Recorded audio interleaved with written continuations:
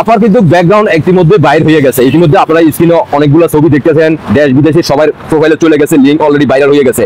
আপা বলতেছে ধানমন্ডি 32 কেন তাকে রক্ষণাবেক্ষণ করতেছে, কেন কেন এই ধানমন্ডি 32 এর কি আছে আপা জানে না, কিন্তু আপার মায়ে জানে।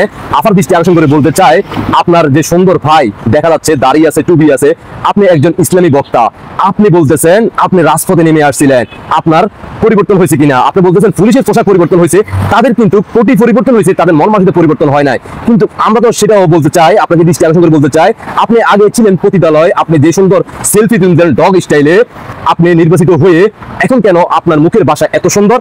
আপনার ভাইয়ের মুখে আছে দাড়ি, অথচ আপনার পুলিশের সাথে যেভাবে টানা হিচড়া করছেন, পুলিশকে বলতেছেন আঙ্গুল চুষার জন্য।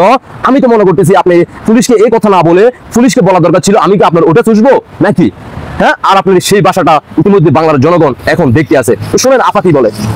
নতুন উর্দি দিয়ে ওদের কি মানসিকতার পরিবর্তন হয়েছে? নতুন উর্দি দেওয়ার পরে এসে তারা আবার 32 পাহারা দেওয়া শুরু করছে। এটা কি নতুন উর্দি দিয়ে লাভ হয়েছে কোনো? যে রাষ্ট্রীয় টাকা খরচ করে পুলিশের ইউনিফর্ম কিন্তু পাল্টানো হয়েছে।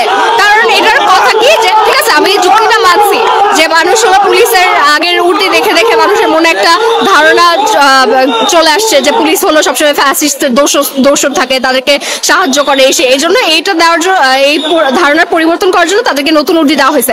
নতুন উর্দি দিয়ে ওদের কি মানসিকতার পরিবর্তন হয়েছে? নতুন উর্দি দেওয়ার পরে এসে তারা আবার 32 পাহারা দেওয়া শুরু করছে। এটা কি নতুন উর্দি দিয়ে লাভ হয়েছে কোনো? আপনারা তো একই কাজ করতেছেন বারবার। আপনারা যদি জনগণের মন চান, যদি তাদের হৃদয় জয় করতে চান, তাহলে আপনারা আমাদের পক্ষে কাজ করবেন। আপনারা যখন সাউন্ড গ্রেনেড ফাটা গেছে তখন তাদেরকে ধরতে পারি না, এখন আসছে জনগণ ধরার জন্য।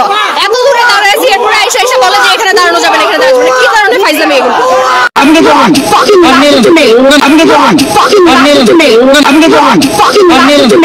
আপা কিন্তু সঠিক বলছে।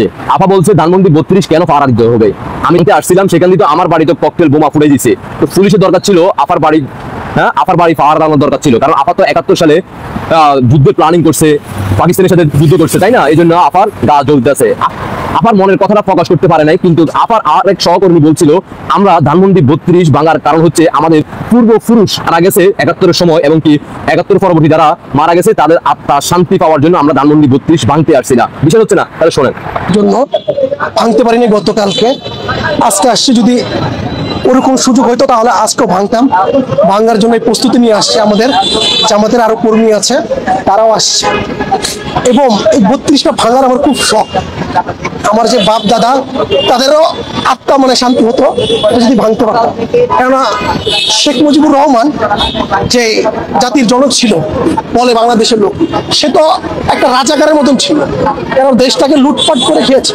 কি শুনলেন তো?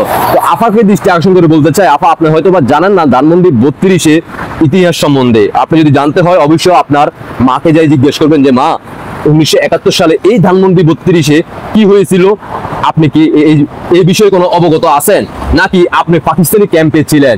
আমি কি ওই পাকিস্তানি ক্যাম্পে তাদের রক্ত ধারণ করে কি এখন 24 শেষ 25 সালে আমি আত্মপ্রকাশ করছি? আমার এই জন্য আমার বুকে জ্বালা আসতেছে, কেন ধানমন্ডি 32 থাকতে হবে? এই বিষয়ে আপনার অবশ্যই আপনার মাকে জিজ্ঞেস করবেন। পুরোপুরিভাবে আপনার মা পুরো ইতিহাসটা আপনাকে বলে দিবে, কিভাবে আপনাকে এই দুনিয়াতে নিয়ে আসছে আর আপনার শরীরের ভিতরে কার রক্ত বইতেছে। আশা করি বুঝতে পারছেন। ইনকলাব জিন্দাবাদ হবেন আপা, আপনাকে বারবার বলতেছি, আপনাকে আমার পছন্দ হয়েছে।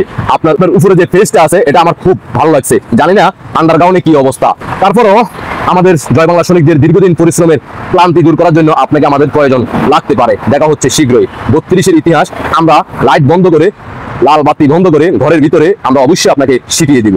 আল্লাহ হাফেজ।